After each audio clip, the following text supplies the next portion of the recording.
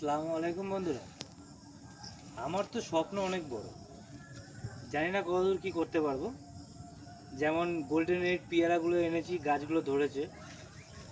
যেরকম 12 মাসে পিঙ্ক কাঁঠালও এনেছিলাম বনগা আকাইপুর থেকে, সুমনদার কাছ থেকে। গাছ পাগলা সুমন বলে সবাই চেনে থাকে। কিন্তু আমার মনে হয় কপালটাই খারাপ, কিছু গরু ঢুকে আমার কাঁঠাল গাছগুলো পুরো নষ্ট করে দিয়েছে। এই যে কাঁঠাল গাছটা এত বড় বড় হয়েছিল, কেটে খেয়ে ছোট করে দিয়েছে। 15খানার মধ্যে আর মাত্র 3খানা আছে। ওই একখানা দেখছেন, এই একখানা দেখছেন ছোট্ট মতো হয়ে রয়েছে, আর একখানা গাছের মধ্যে ঢুকে রয়েছে, এখনো পরিচর্যা করতে পারিনি। এই একটা গাছের মধ্যে ঢুকে রয়েছে, সময় পাচ্ছি না।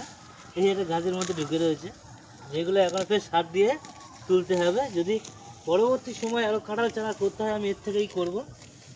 আপনারা যদি সাপোর্ট করেন, আপনারা যদি করেন, এর থেকেই কাঁঠাল চারা তৈরি করে ব্যবসার মতো জায়গা তৈরি করে দেবো।